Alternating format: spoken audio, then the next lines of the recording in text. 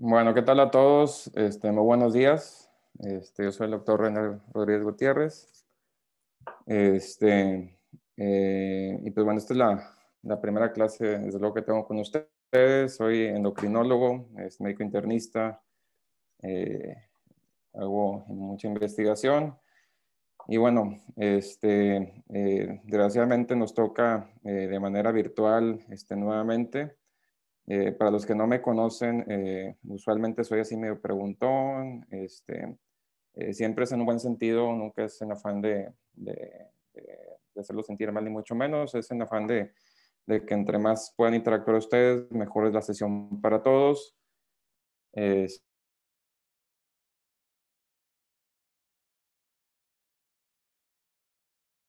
Siempre trato de los temas que doy.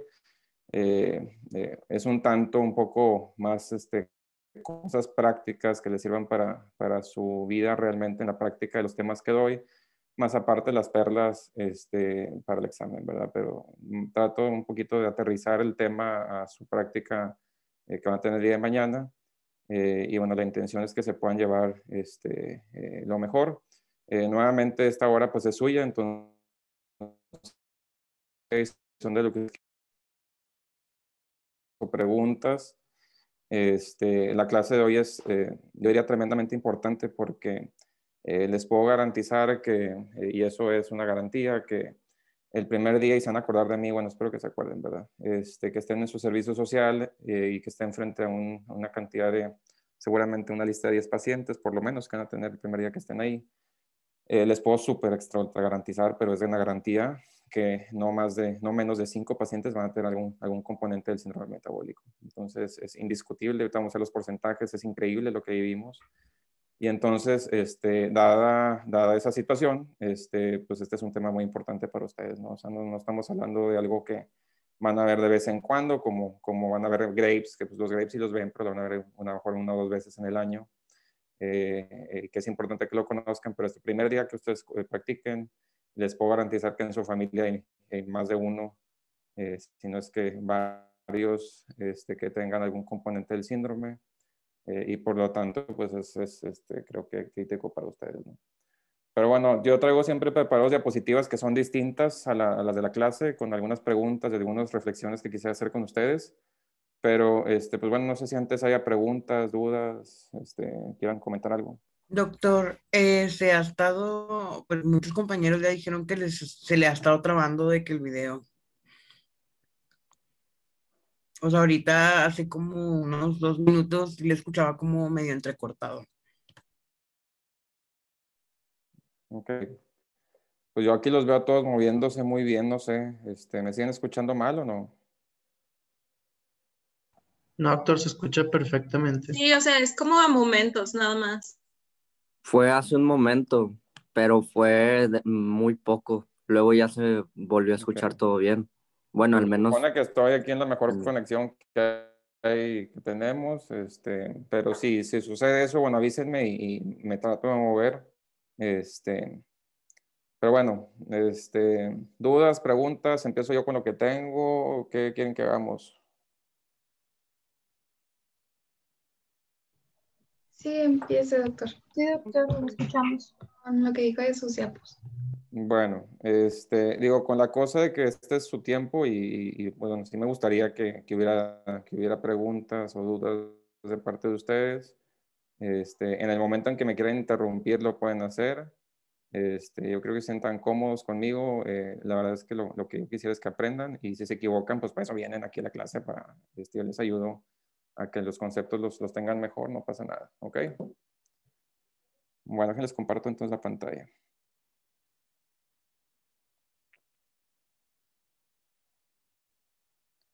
Bueno, entonces ahí está la clase del día de hoy. Por cierto, aquí está mi correo. Siempre me gusta que lo tengan, y que bueno, si hay alguna duda posterior a la clase que me quieran mandar de correo o alguna otra situación, encantado. Siempre trato de contestar todos los correos, con mucho gusto. Entonces, bueno, este es el primer ejercicio que tengo para ustedes, que básicamente es el ejercicio matutino, que cuando la tenemos en persona los hago que básicamente todos levanten la mano y luego, dependiendo de las preguntas que voy haciendo, van bajando la mano dependiendo del número que ustedes piensan. Pero bueno, ahorita vamos a hacerlo en casa. Y pues quisiera escuchar así como que varios de ustedes que hablen y digan cuántos piensan que tienen las patologías que voy a decir. Y básicamente en México, de cada 10 adultos, ¿cuántos tienen? Y entonces yo sé que todos levantan la mano y cuando pensaban que era el número, pues bajaban la mano, ¿no? Entonces, hablamos de obesidad y sobrepeso. Y si les pregunto a ustedes qué piensan, 1, 2, 3, 4, 5, 6, 7, 8, 9, 10, más o menos cuántos, uno de cada cuántos, o sea, de cada 10 adultos, ¿cuántos tienen sobrepeso o obesidad en México? 7, 8. 7, 8 de cada 10. 8. 8. 7 u 8. Ok, y si les digo prediabetes y diabetes. Pues Vamos a hablar de, Seis. vamos a hablar de prediabetes. 3, 3 a 4. 4. 3 a 4. Ok, ¿alguien más? Yo me iría por 6, más o menos. Ok, y si Yo me hablamos iría de entre 5 y hipertensión, 6. ok, hipertensión, 6 y 7. 7. 7. 7. ok, 6.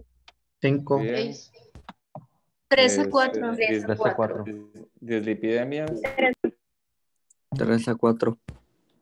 ok, ¿alguien más? 5. 5, 6. Ok, 6. Y si hablamos de diabetes, 4. 1 a 2. 4. 1, 2. 1 a 2. Yo diría que varía porque muchos no están diagnosticados, doctor. muy bien. Bueno, pues básicamente acertaron algunos, en otros sobreestimaron. Más o menos estos son los porcentajes que existen en México, lo cual es impresionante, ¿no? O sea, hablar de que 7 u 8 de cada 10 mexicanos tienen sobrepeso o obesidad, más o menos es la mitad, un 35, 40% de obesidad y otro tanto de sobrepeso. Pues es una cantidad increíble, ¿no? Porque estamos hablando de que cada 10 personas que ustedes ven caminando, ya resulta que lo anormal es más normal que lo normal, ¿verdad? De hipertensión sobreestimaron, es un poco menos, pero ya hablar de 1 de cada 3 mexicanos es una cosa exageradísima, ¿no? Cuando hablamos de prediabetes y diabetes juntos, se calcula que es como alrededor de un 40%, ¿ok? Y ahí a lo mejor también sobreestimaron, dislipidemia medio infraestimaron, es alrededor del 50%, o sea, triglicéridos altos, HL bajo, etcétera, es súper común. Y la diabetes siempre sobreestiman. Cuando doy la clase en presencial, todo el mundo dice como 3, 4, 5. Digo, no es tanto tampoco, pero hablar de 15%, 10% es una cantidad, digo, honestamente, para lo que hay en el mundo, pues bastante alta, ¿no? Somos de las poblaciones con alta prevalencia de todas estas enfermedades. Y entonces por eso les decía que es pues crítico esto, ¿no? O sea, digo, es imposible, les puedo pensar que es imposible que en un set de 10 pacientes cuando les toque su servicio o en la residencia que estén, cualquier tipo de pacientes que vean, que no tengan algo de esto, ¿no? O sea, de que lo van a tener y ojalá que con lo que vemos aquí, las perlas, pues puedan de alguna manera recordar lo que vemos en la sesión, ¿no? Entonces, la primera pregunta que tengo para ustedes, a manera de reflexión, es que alguien, si alguien quiere participar, es ¿qué es un síndrome, ¿no? Porque la clase se llama síndrome diabético, se lo vamos a ver mañana. Síndrome metabólico, y qué es un síndrome. Conjunto de signos y síntomas. ¿Qué hay un conjunto de signos y síntomas? ¿Qué? Ajá, ¿qué más? Que aparecen, pues, o sea, en el mismo. Conjuntos de signos y síntomas de alguna enfermedad. O sea, un conjunto de signos, o sea, es correcto, o sea, un conjunto de signos, o sea, cosas objetivas que podemos ver y subjetivas que son los síntomas, que presenta un paciente que son características aisladamente no, pero en su conjunto sí de alguna enfermedad, ¿no? O sea, cuando vean síndrome de Cushing con el doctor Gerardo González, con el doctor Mancilla, no sé quién de la clase ya este semestre, pero pues van a ver que cuando alguien tiene obesidad central, estrías purpúricas, equimosis por todas partes, osteoporosis, debilidad muscular proximal, jiba de búfalo, la cara de luna llena, acné, hipertensión, hiperglucemia, todo junto eso es un síndrome de Cushing, ¿verdad? Pero aisladamente, pues no, son datos independientes que si nos encontráramos uno o dos, pues no necesariamente tendría que tener el paciente Cushing, ¿verdad? Entonces, la pregunta para ustedes es, ¿cuáles son los signos y síntomas del síndrome metabólico? Obesidad. Obesidad central, hipertrigliceridemias, Dislipidemia, Hipertensión arterial. hipertensión, Hiperglucemia. hiperglucemia. Dislipidemias. Todos los criterios que se Entonces, ven. La hiperglucemia y la dislipidemia son signos o son síntomas o qué son. La hiperglicemia no se puede sí, o sea, medir. eso sí Bueno, se sí. pueden medir. Sí, pero es un signo clínico que ustedes puedan medir así sin un No, porque laboratorio. no se ve. Pues no se ve, ¿no? O sea, el paciente no les puede decir, tengo hiperglucemia, ¿no? O sea, eso de que tienen, vamos a ver mañana, de que tienen poliuria, polipsia, polifagia y que ¿alguien sabe cuál es el umbral renal de glucosa en los riñones para que empiece a haber poliuria? Como 160. 160 miligramos. 180. Ok, muy bien, 180. Mañana vamos a ver por qué, y revísenlo para que mañana me puedan contestar por qué el día de ayer hubo 2 pacientes en mi consultorio. Es real lo que le estoy diciendo, que tenían 450 de glucosa y otro 400 o 300 y tantos, y se encontraban así como ustedes y yo como si nada, ¿verdad? Entonces, sin poliuria, sin polidipsia, sin pérdida de peso, sin absolutamente nada. Si el umbral de glucosa del riñón es 180, entonces ¿por qué los pacientes están asintomáticos, no? Pero bueno, el punto al que quiero llegar es que en el síndrome metabólico es muy controversial. De hecho, hasta el mismo síndrome como tal de la existencia. Yo sí creo que es muy importante y les voy a decir por qué. Porque, pues, ¿cuáles signos y síntomas, no? O sea, digo, sí está el signo de la obesidad, pues es el índice de masa corporal básicamente, aunque no es la mejor forma, pues es la manera en la que, o la cintura básicamente, que es en la que se rigen la mayor parte de los criterios. Es un signo, eso sí lo podemos medir con una cinta métrica y se acabó, ¿no? Está la presión arterial, pero no mucho más. O sea, digo, la realidad es que, así como que digas, es que alguien tiene cintura elevada, o aumentada y tiene hipertensión, pues eso es súper común. Y cuál conjunto de signos y síntomas, ¿no? Entonces, digo, esto es nada más para que desde que ustedes se enfrenten a un tema, vean el nombre y siempre trato de, en la sesión, yo digo que voy a tratar de hacer en las clases que les des que sean como que medio escépticos, ¿no? O sea, como que a ver, ¿por qué síndrome? ¿No? O sea, entonces, cuando yo lo leí, dije, pues, esto ni es un síndrome, ¿no? Y entonces hay mucha gente que critica porque, pues, técnicamente, pues sí es un síndrome y vamos a ver por qué, pero, si somos pragmáticos, somos estrictos, pues no, ¿verdad? Entonces, ahorita vamos a pasar una diapositiva en donde les voy a poner, cuál es la importancia del síndrome metabólico. Entonces, la siguiente pregunta, y si alguien no está de acuerdo, me puede interrumpir en cualquier momento, ¿no? ¿Cuál es la causa fisiopatológica subyacente al síndrome metabólico? ¿Alguien que quiera responder? La resistencia a la insulina. Entonces, la realidad es que es una pregunta técnicamente que pareciera fácil, ¿no? Va a venir seguramente en algunos de los exámenes que van a presentar en el futuro. Y la realidad es que no sabemos, o sea, digo, sí, la resistencia a la insulina es lo que aparentemente está ahí como un denominador y es la respuesta correcta. De hecho, es correcto lo que han contestado, pero la realidad es que conforme uno se va metiendo más, y si le dan a profundidad, un poco más de lo que viene en su libro de texto, la realidad es que desconocemos hasta cierto punto la raíz de todo esto, tomando en cuenta que vamos a ver más adelante que en realidad son enfermedades aisladas o independientes, pero que de alguna manera tienen en el común denominador, en donde todos tienen que ver con la mala alimentación, mala actividad física, obesidad, etcétera, ¿no? Entonces, exactamente, resistencia a la insulina. Entonces, yo quiero que se imaginen que están frente a un paciente que le van a decir que tiene síndrome metabólico, que casi le da un infarto cuando dicen que tiene síndrome metabólico, porque pues llegan todos asustados después con una segunda opinión y eso me pasa todos los días. ¿Y cómo le explicarían que tiene? O sea, ellos le preguntan, ¿por qué tengo síndrome metabólico? ¿No? Entonces, ¿cómo le explicarían a un paciente de ustedes que quiere intentar hacer la explicación de por qué tiene un paciente o por qué esa paciente tiene síndrome metabólico. Doctor, yo se O lo en este caso, explicaría, ay, perdón, ujú.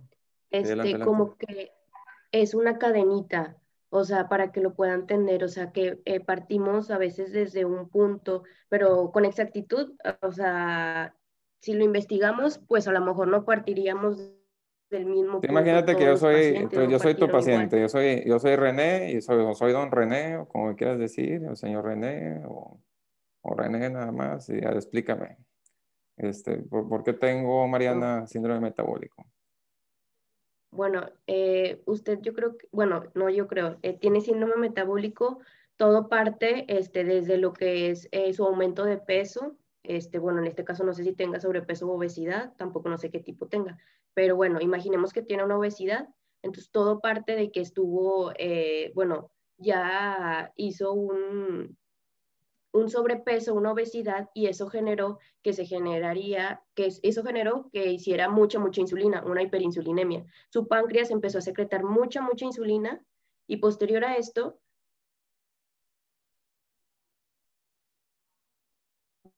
y no se metía toda la glucosa a sus células. No sé ustedes, pero yo escuché un poquito trabado la última parte. Sí, se trabó. Sí, se le trabó.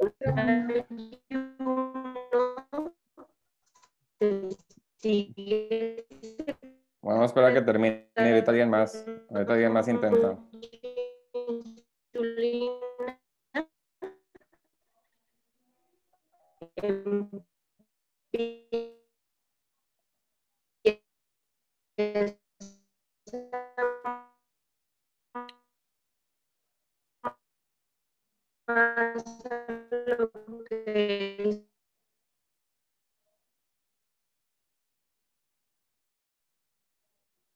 Bueno, entonces, ¿alguien más que quiere intentar? Se le trabó a la doctora que estaba, digo, más o menos escuché, pero no sé si alguien más quiere intentar hacer el ejercicio. Doctor, yo... Ay, es que yo Bueno, quería adelante. antes. O sea, lo que yo todavía no entiendo es que se tiene que, o sea, se diagnostica con síndrome metabólico cuando ya existe una hipertensión junto con una diabetes y obesidad o con solo tener una. No, ahorita vamos a ver los criterios, pero acuérdense que la mayor parte de los criterios tienen que ser 3, o sea, 3 de los criterios del síndrome metabólico para poder decir que alguien tiene síndrome metabólico. Ahorita vamos a pasar por esa parte, pero a mí lo que me interesa es que de alguna manera ustedes, esto va a ser para su práctica y voy a ejemplificar ahorita con lo que les voy a decir. Porque ustedes le dicen al paciente, no, pues, ¿por qué tengo esto? Los pacientes van a preguntar, ¿verdad? No, pues porque tiene resistencia a la insulina. ¿Y qué es eso? O sea, ¿cómo explican eso? O sea, yo lo que yo quiero es que me expliquen un poquito, o por qué, cómo le explicaron a un paciente eso, ¿no? Yo se lo explicaría al paciente diciéndole que la resistencia a insulina es que su cuerpo produjo insulina de más por los hábitos que había tenido. Primero le daría una breve explicación de lo que sería la hormona de la insulina, cómo es que funciona, cuándo trabaja, que es después de la comida, después de cuando la glucosa pues aumenta. Entonces, ya que tenga como que más o menos entendido qué es lo que hace la insulina, ahora sí le explico lo que es la resistencia, que al momento de secretar mucha insulina, los receptores que ella tiene para que funcione la insulina se cansan o se agotan después de que no se dan abasto con tanta secreción de insulina y dejan de responder. Y es por eso que presenta una resistencia y ahora su cuerpo ya no actúa igual. Okay. ¿Alguien más que una última persona que quiere intentar? Yo, doctor. Bueno, adelante. Bueno, le diría a mi paciente que pues ya está diagnosticado, que tiene síndrome metabólico, que para explicarle cómo llegó a eso, decirle que junta varios factores de riesgo o hábitos en su vida que le llegan a tener más predisposición a tener, a llegar a tener pues diabetes o alguna resistencia a la insulina. ¿Y qué pasa si, oiga, mi vecino está más gordo que yo, corre menos que yo, está más grande que yo y no tiene síndrome metabólico? Pues también, bueno, yo pues también sería como que decirle, pues faltaría medirle si tiene, pues a simple vista pasaría lo del diámetro del abdomen. Pero también sería medirle ya nosotros para compararle si quiere pues su glucemia y todo lo demás.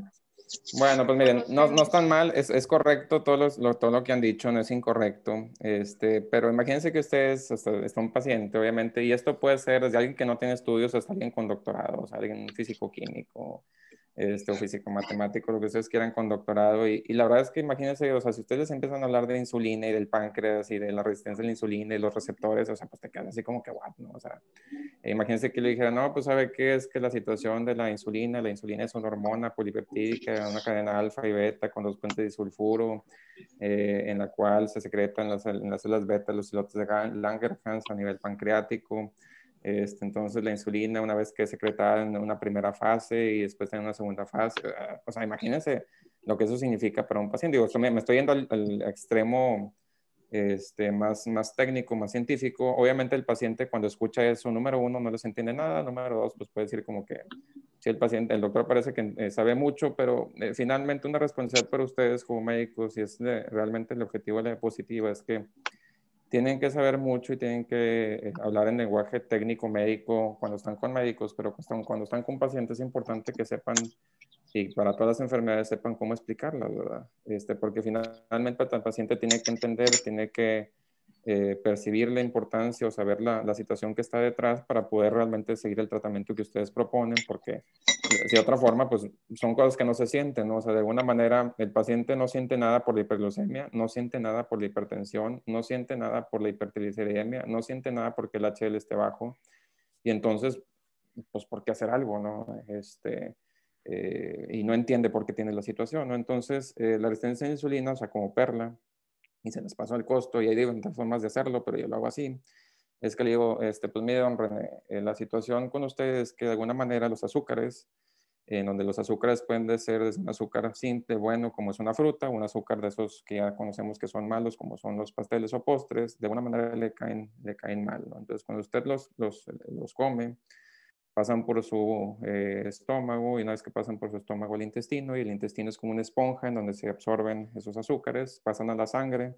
La sangre, imagínense que es como una tubería, y básicamente para que el azúcar nos dé energía, ocupa pasar de la tubería hacia cualquier órgano del cuerpo, que en este caso puede ser el hígado, músculo, el riñón o el cerebro, ¿no? Pero para que pase la tubería a ese órgano ocupa pasar por puertas, y esas puertas se abren con una llave que se llama insulina, ¿no? Normalmente una llave de insulina abre una puerta, y básicamente una vez que abre esa puerta el azúcar pasa, la energía y se acabó el problema, ¿no? ¿Qué pasa con la resistencia a la insulina? Que debido a factores de herencia, debido a factores de edad, de falta de actividad física y de alimentación, usualmente en vez de que una llave abra una puerta, se ocupan 2, 3, 4, 5 llaves, ¿no? Entre más edad, más la herencia pesa, entre más mala actividad física o más peso, se van aumentando las llaves, y básicamente eso es lo que conlleva una vez que ya no hay suficientes llaves porque se acaba la reserva, a que el azúcar aumente, a que se genere también factores inflamatorios que generan hipertensión y lipidemia, etcétera, ¿no? ¿no? El colesterol elevado. O los triglicéridos elevados. Sí, ya se acabó, ¿verdad? Y entonces yo creo que no creo que nadie de ustedes, aún no habiendo leyendo el tema, no entienda lo que está diciendo, ¿verdad? Entonces, si bajamos de peso, pues ya disminuyen, y así explican el tratamiento, ¿no? Entonces, y pues ya el paciente, entiende, y de alguna manera, no es la única forma de hacerlo, pero bueno, se los paso al costo, y siempre es como que, pues es muy agradable siempre ver sus caras cuando lo hago, porque de alguna manera como que, y así tengo para hipotiroidismo, para hipertiroidismo, para diabetes tipo 1, diabetes tipo 2, o sea, de alguna manera piensen, el mensaje esta diapositiva es que de alguna manera piensen en que tienen que sacar 100 en sus exámenes, pero indiscutiblemente tienen que saber comunicarse bien con sus pacientes. y el éxito de un doctor con sus pacientes está en que sea empático. Los pacientes vienen muy preocupados cuando tienen esta situación, llegan a veces llorando porque es que tengo síndrome metabólico, me voy a morir mañana, no saben ni qué tienen. Y cuando uno les explica, pues lo entienden y tampoco va a pasar nada, el paciente no se va a morir mañana, ¿no? Entonces, pueden ser alguien que saca haciendo los exámenes y le habla al paciente muy técnico y resistencia a la insulina, el paciente se asusta, no vuelve con ustedes, ¿no? Entonces, hay que saber, hay que sacar siempre, hay que saber comunicarnos con los pacientes. ¿Dudas o preguntas de esto? Ninguna, doctor. Bueno, se los paso al costo, ¿eh? Es una super perlota la que les acabo de pasar. Bueno, les he pasado muchas perlas. Oiga, doctor. Sí. Es que ahorita que preguntó de dudas en general del tema, pues no Sí. me dejaron hablar, pero Sí. Yo tenía una duda porque no recuerdo haberlo leído en el libro de que cuál es, o sea, qué es lo que ocasiona la acantosis nigricans. O sea, ya sé que es la resistencia a la insulina, pero ¿en qué? O sea, no me quedó muy claro eso. Sí, básicamente la insulina elevada, y no sabemos por qué, pero en pliegues del cuerpo, sobre todo en nudillos, en personas jóvenes, en codos, axilas, en cuello, que es el lugar más característico, aunque hoy sabemos, van a tener una clase de resistencia a la insulina con el doctor Gerardo, hoy sabemos que los nudillos es la zona más común de acantosis. En ombligo, en inglés, hay la sobreexpresión de insulina, lo que hace es que actúa sobre los queratocitos que se encuentran en la piel y hace que se hipertrofien. No sabemos y honestamente nadie, más que yo no sepa, nadie en el mundo sabe exactamente por qué, pero la insulina es como una especie de factor de crecimiento que hace que los queratocitos en esa parte basal de la piel se sobreexpresen y entonces se ve oscuro, ¿no? Entonces es una consecuencia de los datos clínicos pocos que tenemos de resistencia a la insulina y de hecho pues es el más importante. Gracias, doctor. Sí, entonces causa papilomatosis y uno lo van a ver con el doctor Gerardo. Bueno, entonces tenemos caso clínico número 1, María, 40 años, índice de masa corporal de 40. Esto corresponde a obesidad grado 1, grado 2 o grado 3. Mórbida. 3. Grado Grado 3, muy bien. 3. Entonces, esto lo vamos a contestar al final, pero ¿cuál sería? O sea, quiero que lo piensen y al final lo contestamos. ¿Cuál es su impresión y abordaje diagnóstico? O sea, ¿qué le dirían a la paciente? No le dirían al paciente, o sea, que tiene sobrepeso, hay que hacer dieta y se acabó. Y luego, ¿cuáles serían los antecedentes que intencionadamente ustedes preguntarían? ¿Cuáles son los datos de expresión física que intencionadamente ustedes le buscarían? Y cuáles son los estudios de laboratorio que usted le solicita al paciente. Y esto es crítico, lo van a ver, afortunadamente ustedes van a tener una discusión, y en la discusión pues van a aprender el arte realmente de cómo hacer una historia clínica, porque pues la historia clínica tiene muchos componentes, su libro de clínica está de este tamaño, y ni modo que a todos los pacientes le haga uno todas las pruebas, ¿verdad? Entonces, pues es muy importante que depende del paciente que tengan enfrente, pues hagan las pruebas que son correspondientes, ¿no? Y entonces piénsenlo y si quieren al final lo comentamos, ¿no? Y sobre todo, ¿qué otras enfermedades puede tener, no? Porque es la importancia, de hecho esto me lleva a la siguiente diapositiva, y es una diapositiva repetida de la clase, pero la parte más importante de la clase es esta, ¿no? Bueno, no la parte más importante, pero de la más importante, al final viene la parte más importante, que en realidad lo importante del síndrome metabólico es que ustedes detecten y prevengan o traten a tiempo otras enfermedades, ¿no? O sea, para mí, ojalá que el día de mañana que alguno de ustedes sea traumatólogo y que resulta que alguien jugando voleibol se traumatizó el tobillo y tuvo un esguince de segundo grado y vean que tiene 36 de IMC, o sea, se les prende el foco y digan que vean que tiene acantosis nigricans y fibromas blandos, y si le preguntan tantito tiene antecedentes de diabetes, y que piensen que la paciente muy seguramente va a tener prediabetes o diabetes, que tiene una alta probabilidad de tener dislipidemia, que tiene una alta probabilidad de tener hipertensión, y que es muy distinto que ustedes en ese momento por lo menos le pidan los estudios que tienen que pedir y la canalicen o platiquen con ella,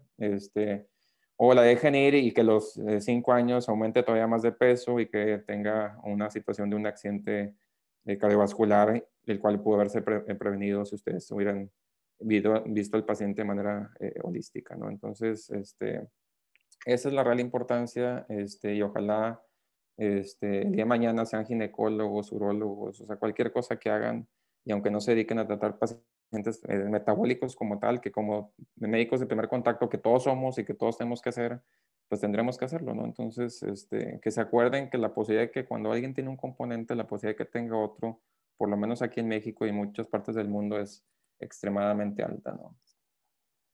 Entonces, esto lo voy a pasar súper rápido porque pues ya lo tienen ahí en sus clases, no es un problema, ¿no? No se dieron cuenta, pero el gran problema de los criterios es que son un chorro, ¿no? Entonces resulta hasta medio, pues yo diría que llama mucho la atención, o sea, imagínense que para definir hipertensión tuviéramos varios criterios, ¿no? O sea, para definir hipotiroidismo hubiera varios cortes de TSH, pues resulta así como que hasta medio ridículo, ¿no? Y es por eso les digo que ha habido todavía mucha controversia en que si el síndrome metabólico existe, no existe. Entonces digo, sí existe, ahí está, por eso tenemos hasta la clase, ¿no? Pero la realidad es que no, no terminamos por ponernos de acuerdo en cuanto a los criterios, y hay más criterios de los que les voy a poner aquí, pero bueno, los que tienen que conocer son los que les pongo a continuación. Las perlas de los criterios es que básicamente los criterios más utilizados en el mundo son los del ATP3, fueron los primeros. Entonces, son los más utilizados en el mundo, no son los mejores. ¿Por qué no son los mejores? Porque consideran que todos los hombres y mujeres del mundo son iguales y entonces el criterio de cintura y de cintura o de obesidad abdominal es 102 o más y 88 más para mujeres, para hombres y mujeres respectivamente. Y obviamente cuando uno ve pacientes europeos o ve pacientes asiáticos, inclusive los latinoamericanos, pues no somos iguales a los americanos, ¿verdad? Entonces, este es el gran problema de estos criterios. Ojo aquí, y aquí yo les puse en amarillo, que los pacientes pueden tener triglicéridos normales, colesterol HDL normal, presión arterial normal y glucosa en ayuno por abajo de 100, pero si están con algún tratamiento para glucosa, para hipertensión, para colesterol o triglicéridos, entonces eso se considera un criterio positivo. ¿Okay? Esto es muy criticado porque si en teoría pues estamos haciendo esto para prevenir, pero ya tienen tratamiento, pues para qué le digo el paciente que tiene síndrome metabólico. Pero, pues bueno, así están los criterios. Entonces, tienen que conocerlos. Es indiscutible y ya saben que van a venir algo en el examen de algo en relación a los criterios, entonces apréndaselos bien. Doctor. Entonces, sí. Yo tengo una pregunta en cuanto a los criterios. Sí. Cuando se hablaba tanto en el video como creo que también se veía en el libro, pero bueno, el punto es que cuando hablaba de la obesidad abdominal, decía que las personas de Latinoamérica éramos más cercanas a las personas del sur de Asia, pero nos excluían como de Norteamérica y siento que, al menos en el caso de México, pues sí, nuestra dieta sí está más orientada a lo que es la dieta de Estados Unidos, ¿no? Entonces, ¿por qué se prefiere que sea respecto a los estándares de Asia, a diferencia de que puede Sí, porque ser más común? fenotípicamente es correcto lo que estás mencionando, o sea, sí tenemos tasas muy similares de obesidad, pero en cuanto digamos que a la herencia y a los genes, no nos parecemos tanto a los blancos caucásicos, ¿no? O sea, nos parecemos más pues, más a otro tipo de raza, no tampoco asiáticos, ¿no? Pero no somos tampoco para nada los güeros grandotes, así, caucásicos, ¿no? Entonces, esa es la razón. Puede ser controvertida. Malamente no tenemos aquí, por la situación de salud pública que tenemos, algo propio. Tendremos que tener algo más propio, ¿no? Pero pues es lo que tenemos, ¿no? Los de la IDF, la perla, es que son exactamente igual, o sea, son exactamente los mismos que la TP3. La única diferencia es que estos sí tienen que tener obesidad central, o sea, si tienen todos estos criterios positivos, es decir, tuvieran todos estos positivos, pero no tienen obesidad abdominal, lo cual es raro, ¿verdad? Pues no tienen síndrome metabólico. Entonces, el punto cardinal es que tienen que tener obesidad central definida, más dos de los siguientes, ¿ok? Entonces, la gran ventaja de estos de la IDF es que estos sí usan básicamente los cortes de cintura, dependiendo de la población. Y básicamente esto es lo importante, ¿no? Entonces, por ejemplo, aquí usar criterios de Asia del Sur, que es lo que usamos actualmente aquí en México, arriba de 90 o arriba de 90 en hombres y igual arriba de 80 en mujeres. Entonces, esto apréndanselo, esto es lo de México, tienen que sabérselo esto también. Los de la ACE los pongo, no sirven para nada, son malísimos, obviamente no se usan, son muy criticados porque se ocupa IMC, IMC no necesariamente refleja obesidad abdominal, Entonces es una gran crítica que tienen. Y ocupan glucosa ayuno, etcétera. Entonces, la glucosa en ayuno, que todos lo pueden ocupar, perdón, está arriba de 110. Entonces, es un criterio ya viejo. Ya sabemos que es 100 en realidad, la diabetes, ¿no? Y esto que no está muy bien definido, entonces olvídense, estos no sirven para nada. Los de la OMS son muy importantes, pero tampoco sirven para nada, son muy malos porque requieren que el paciente tenga prediabetes o diabetes para hacer el diagnóstico. Entonces, si infraestiman mucho la tasa, realmente ya cuando el paciente tiene prediabetes, diabetes, ya quizá por muchos años ya haya tenido obesidad abdominal, hipertrigliceridemia, hipertensión. Entonces, pero bueno, tienen que conocerlo porque son de los de la OMS, requieren a fuerza que tengan esto, más dos de los criterios que están aquí abajo listados, ¿no? Y los mejores criterios, digamos que los que son más aceptados hoy día a nivel mundial, no son tan conocidos como los de ATP3, y hay quien se ha quedado con eso, les da la IDF. Muchos endocrinólogos les gusta les da la IDF, pero la verdad es que es indiscutible que los del consenso, pues es un consenso de una muy grande cantidad de federaciones y de asociaciones, en donde básicamente dicen, oye, este es un mugrero, vamos a ponernos de acuerdo y vamos a hacer unos criterios, ¿no? Y luego también tienen mucha lógica porque son exactamente igual a los del ATP3, o sea, es exactamente lo mismo, pero a diferencia del ATP3, la cintura depende de la población. Entonces yo creo que estos son, a mi punto de vista, los mejores, porque no necesariamente tienes que tener obesidad abdominal, sino que puedes tener cualquier otros criterios y como quiera tener síndrome metabólico. Y la obesidad abdominal, que era la crítica, los del ATP3, pues sí depende de la población.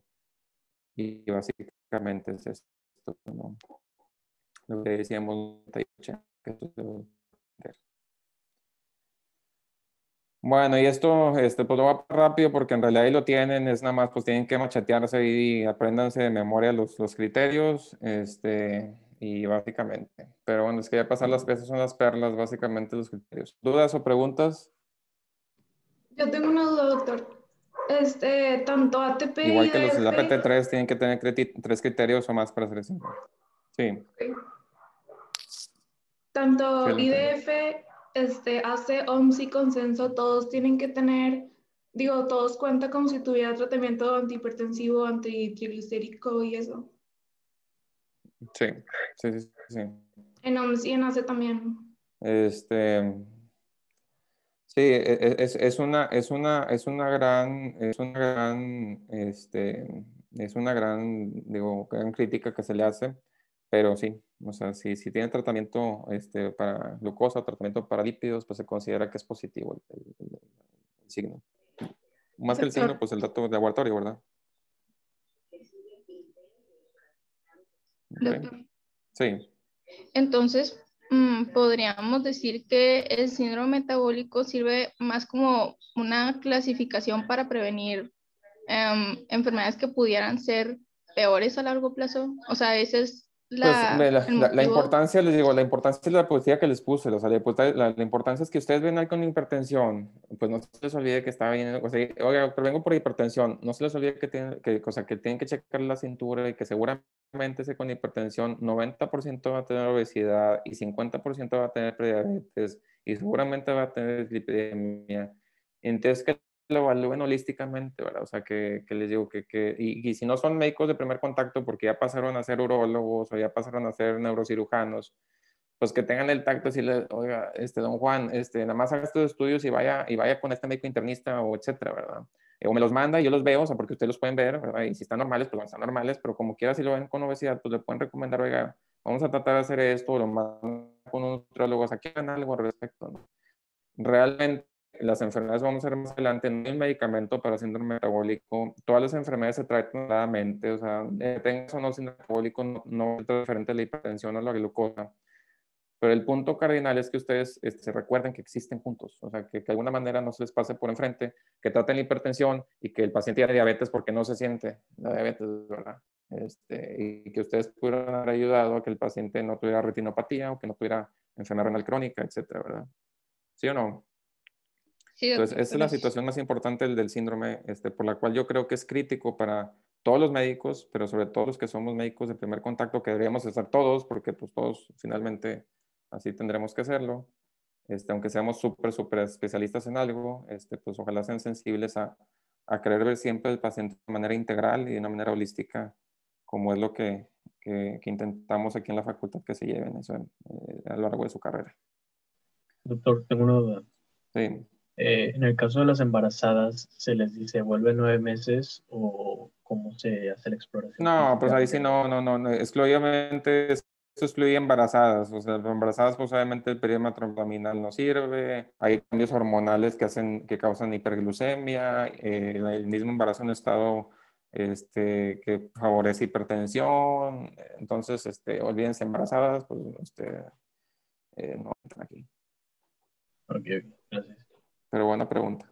Doctor, pero en dado caso que haya, o sea, una embarazada y tenga Una diabetes gestacional, ya la tomamos, si ya terminó el embarazo y ya se queda con la diabetes, o sea, ya ahora sí comenzamos a prevenir lo que es el Sí, síndrome metabólico.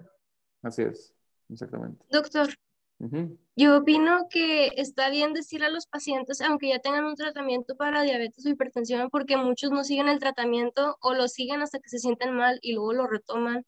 Bueno, lo abandonan y luego lo retoman. Entonces, si ya están más conscientes de las consecuencias que está teniendo, vaya a tener ese problema de salud.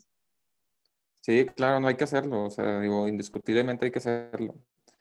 Por eso digo que aunque ya tengan o no tengan, bueno, como quiera, de alguna manera hay que hacerlo. Y bueno, puede tener hiperglucemia, pero no sabe que tiene hipertensión o que tiene dislipidemia y entonces pues buscarlo, ¿verdad? Digo, lo ideal sería que lo pudiéramos prevenir, o sea, que llegaran en una etapa de prediabetes, medio prehipertensión, y que pudiéramos con dieta y ejercicio, que eso se echará para atrás, pero no siempre es así. Entonces, pues bueno, lo que se puede hacer, pero que ustedes lo hagan, o sea, ese es el punto más importante, que lo hagan y que sean sensibles a que estas situaciones tan prevalentes y que van de la mano, que les puede pasar por alto, porque van a ver que van a tener mucho trabajo, Dios quiera así va a ser, y pues les puede hacer fácil, pues te arreglo una férula y se acabó y vete a tu casa y el que sigue, ¿no? Entonces, que no se les olvide que pues su misión más importante es sí arreglar el motivo de consulta del paciente, pero también ver al paciente de manera integral, ¿ok? Bueno, muy bien. Una perla grande para ustedes es que si la cintura abdominal está por arriba de 96, 101, este es un buen estudio. Básicamente pueden predecir sin laboratorios que va a tener 3 o 4 componentes del síndrome en una gran cantidad de los pacientes, ¿no? Entonces, midan cintura, se los recomiendo, y si ven la cintura entre cercana al 100, pues entonces súper alta, red flag, como se dice en inglés, o focos rojos, pensando en que pueda tener, desde luego, que síndrome metabólico. Esa es una perla clínica para ustedes. No es de examen. Y bueno, tengo en esta segunda parte de la clase, rápido voy a pasar un poquito una reflexión de por qué se ha dado, no sé, por qué tenemos la epidemia de síndrome metabólico. Y es indiscutible que tenemos genes malos, o sea, es la realidad, los latinoamericanos, los mexicanos no tenemos genes muy buenos, en el sentido de que tenemos genes que predisponen a diabetes y obesidad, pero cuando eso se junta junto con un ambiente obesogénico, pues es como que la tormenta perfecta, ¿no? O sea, y pues bueno, se da toda esta situación, ¿no? Yo les pregunto a ustedes, ¿cuándo han visto un animal obeso? Así cuando ven cuando ven ahí National Geographic y Discovery Channel, bueno, que eso ya no lo ven puro Netflix, ¿verdad? Bueno, Wild Planet Earth, una cosa de esas. ¿Cuándo han visto un animal que sea obeso? Solamente cuando los humanos los alimentan. Exactamente, que no sea el de su casa, ¿verdad? Entonces, pues es la realidad, o sea, digo, es una situación de nosotros, como del ambiente en el que vivimos, de la situación del entorno, de la cultura en la que estamos, y pues bueno, o sea, digo, la realidad es que hoy día en muchos países del mundo, claro que hay todavía mucha hambre y mucha gente que pasa por cosas que no deben estar pasando, pero la mayor parte de la población del mundo pues no come por hambre, no se come por placer y por una situación cultural, etcétera, ¿no? Entonces, pues si esto se asemeja a su mascota, pues abuela, ¿verdad? Entonces, la realidad es que la vida moderna de alguna manera está en contra, ¿no? Hoy día no es común, no es no común ver esto, así como que casi 5 centímetros de la pantalla, y hoy tenemos las tablets. Ya no, siempre contaba la anécdota que en Navidad mis sobrinos, en vez de estar jugando y corriendo, estaban todos en el sillón jugando el nuevo Nintendo que salía, y de alguna manera esto es así, ¿no? O sea, cada vez nos hacemos más sedentarios, cada vez todo es más a que te muevas menos, ¿no? Vamos, y antes que íbamos también hacia esta es una foto que tomé en alguna ocasión, en algún viaje, en donde cuando antes, bueno, ahorita con la pandemia no se puede, pero cuando viajamos a una ciudad, a Italia, ¿no? Y pues lo primero era que íbamos a comer, ¿no? Y en vez de comer italiano, pues ibas a comer francés y asiático, y luego extrañabas México y ibas al restaurante mexicano, y es lo que más hay, ¿no? Una oferta alimenticia increíble por todas partes. Y luego uno va a los supermercados y ve esto que es impresionante, ¿no? O sea, apenas quitas una coca y están poniendo otra para que se vea así todo repleto, lleno, y la variedad y cantidad, vean esto, o sea, es una cantidad de comida totalmente chatarra, y entonces pues es más la publicidad, etcétera, es una situación que es incontrolable y que nos orilla muchas veces a lo que ya saben ustedes, ¿no? Entonces, cuando van a esta tienda que ya saben cuál es, y les ponen esto con double western, no sé qué, etcétera, y les ponen acá la ensaladita, pues, pues nadie escoge esto de acá, ¿verdad? Todo el mundo escoge la super hamburguesa. Luego mis papás dicen que van ahí y se la comen así con lechuga y como si no fuera nada, ¿no? Pues obviamente no es lo mismo, pero es casi lo mismo. Entonces, es más por salud mental. Y bueno, pues estamos inundados, ¿no? Los niños, entre más gorditos, más sanos, eso prevalece mucho todavía como concepto ahí en la sociedad. Y luego hice un experimento, aquí le tapé en dónde lo hice para que no se den cuenta, ¿verdad? Pero bueno, hice un experimento en alguna tienda por ahí de una esquina, algún tiempo. Y esto fue lo más nutritivo que pude encontrar, que fueron los Trident aquí con Splenda, ¿no? Entonces, y el estante más grande era ¿no?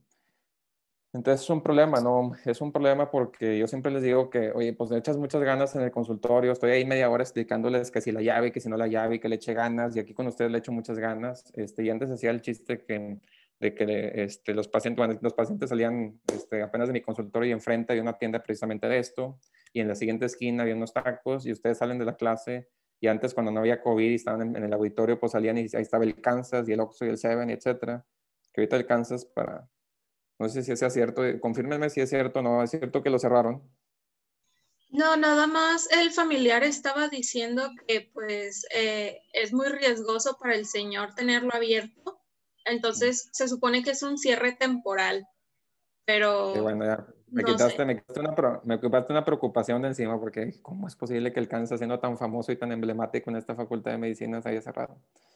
Bueno, pues salen al Kansas, bueno, cuando ya nos podamos juntar otra vez, Dios quiera sea pronto, y pues ahí van a comer todo lo que todos comemos alguna vez y que de alguna manera no ayuda, ¿no? Entonces, y también hay que decirlo, o sea, la gente no tiene tanto capital económico y todo el mundo dice, pues a comer frutas y verduras y carne y arrachera, pues ¿quién puede comprar eso, verdad? Digo, afortunadamente ustedes, y seguramente muchos de ustedes sí, pero pues no todos, ¿verdad? Entonces, se vuelve complicado también con la situación económica en la que estamos, ¿no?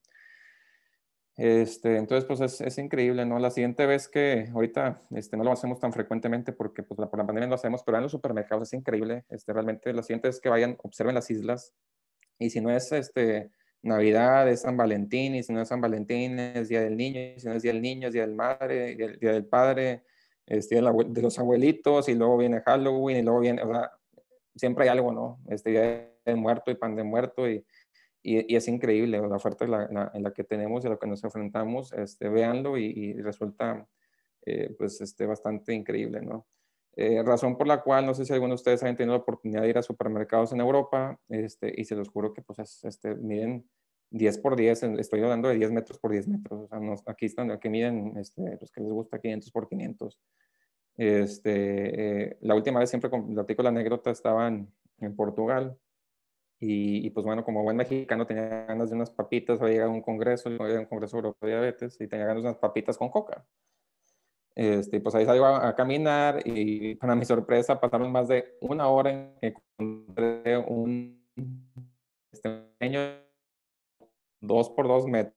Tenía como 2 opciones de coca de este tamaño. Y porque me llevé. Entonces, ustedes saben que en la primera esquina hay una opción, 2 opciones, ¿no? Entonces, son tan...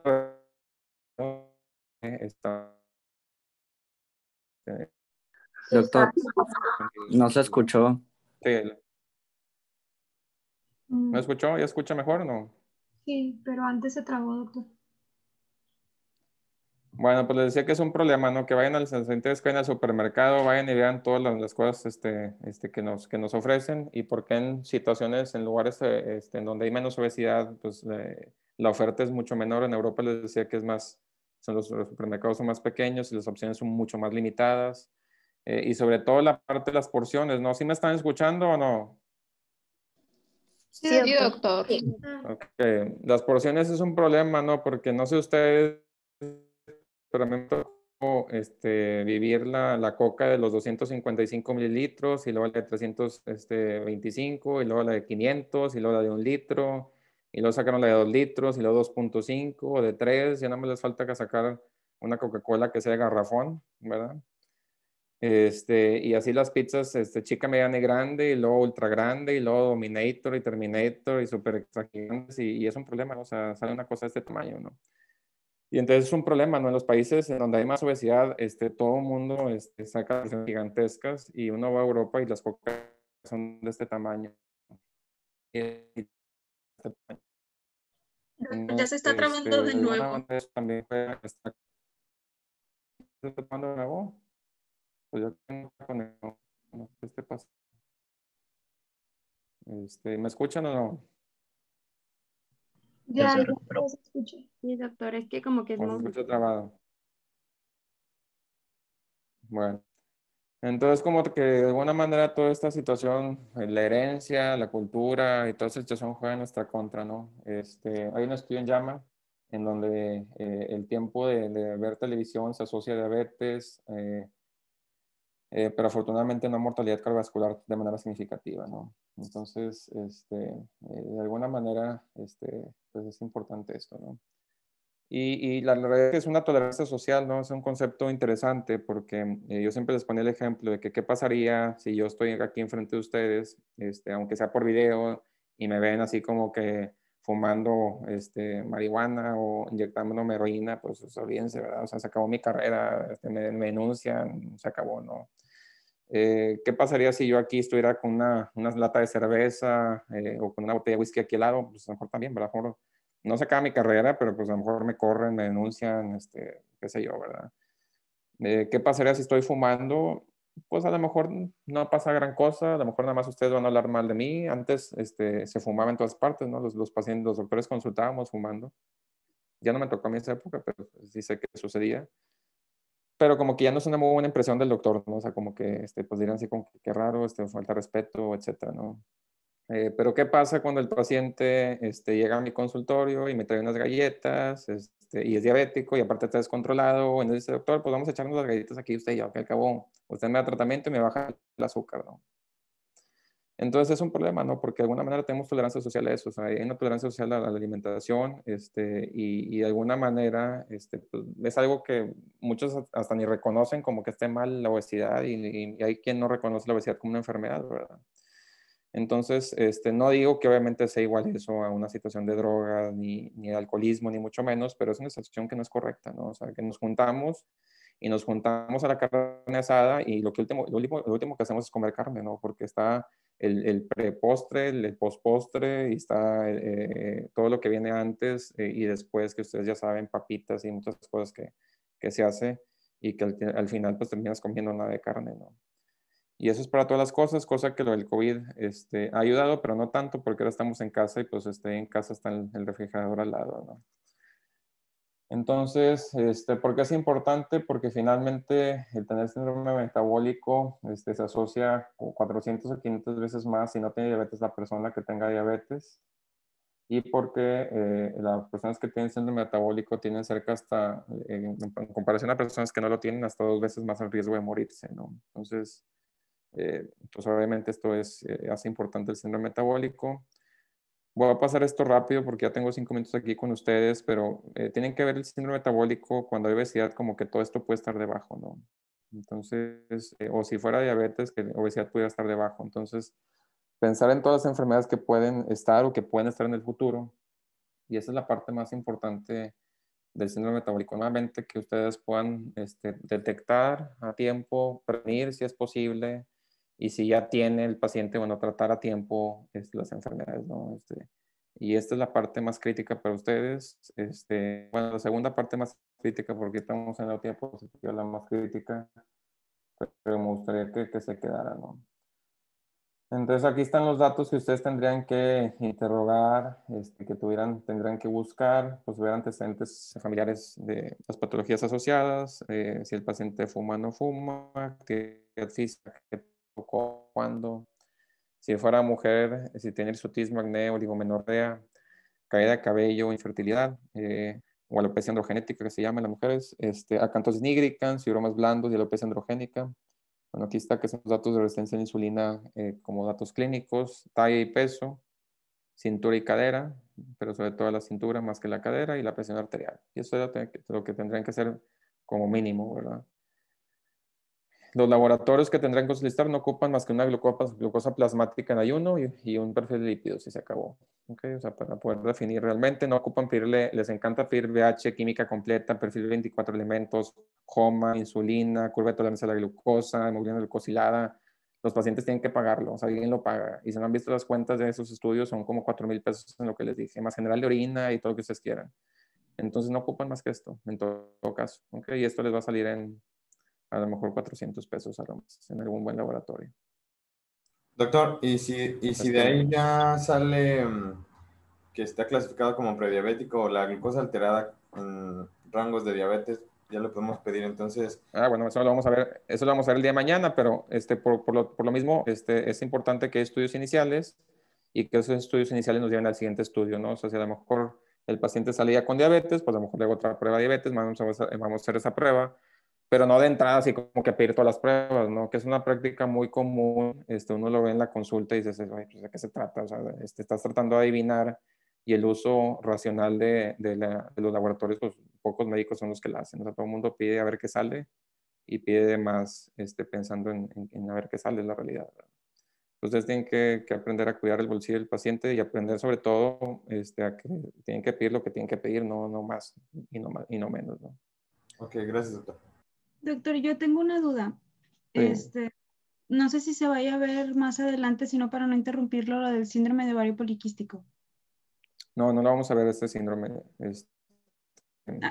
Bueno, es que en el libro Pero mencionaba dime. que el síndrome metabólico tienes que buscar si la mujer puede presentar SO porque como que se ven relacionados. Entonces, Sí. también originalmente el síndrome de ovario poliquístico se veía más común en mujeres con sobrepeso u obesidad y por eso se relaciona con la resistencia a la insulina y síndrome metabólico per se.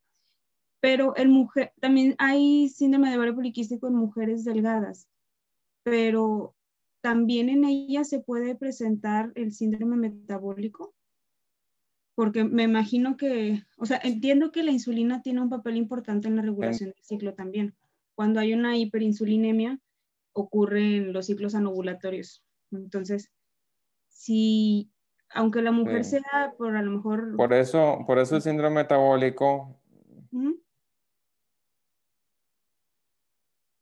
Por eso el síndrome metabólico, hay pacientes que no tienen obesidad y tienen síndrome metabólico. ¿Okay? Entonces, un ejemplo son mujeres jóvenes que tienen hirsutismo, acné, oligomenorrea, que aquí está, más aparte tienen alteración del ciclo menstrual, ¿verdad? O bueno, aquí está oligomenorrea.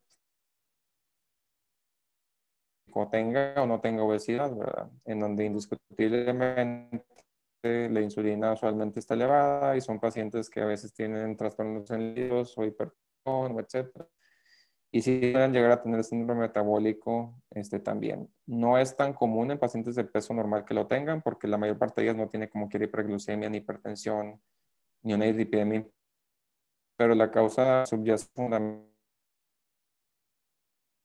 aunque está bien muy controvertido, sigue siendo la resistencia a la insulina, ¿no? pero por eso lo puse aquí. Ya es un tema aparte, no sé si lo van a ver más adelante en el curso, o en ginecología, puede ser que también lo vean. Pero sí forma parte de lo mismo y el tratamiento es el mismo, o sea, bajar de peso, hacer ejercicio. Si el paciente tiene peso normal, entonces mejorar la ingesta de carbohidratos. Pero bueno, es otro tema sí totalmente distinto. Ok, gracias. ¿Sí? Bueno, ya voy a pasar la última diapositiva. Medicamento no tenemos, o sea, no hay, así como que tengo síndrome metabólico, un medicamento, pues no, ¿verdad? Porque depende cuáles componentes tengan. Y entonces la piedra angular es cambios de estilo de vida, que corresponden básicamente a mejor alimentación y ejercicio. Y el tratamiento es el que corresponde a la enfermedad en particular. O sea, las enfermedades se tratan aisladamente y es por eso que hay quien critica esto, porque dice, pues, ¿para qué demonios? Entonces digo que el paciente tiene síndrome metabólico, si como quiera lo va a tratar distinto. Y yo dije que la importancia es que puedan conjuntar y que vean holísticamente el paciente. Para un endocrinólogo quizá no sea muy importante el síndrome metabólico, porque yo como que estoy pensando todo el tiempo en eso, pero para cualquier otra persona que no sea endocrinólogo es crítico que se recuerden del síndrome metabólico, ¿no? O sea, esta parte que las enfermedades coexisten, ¿no?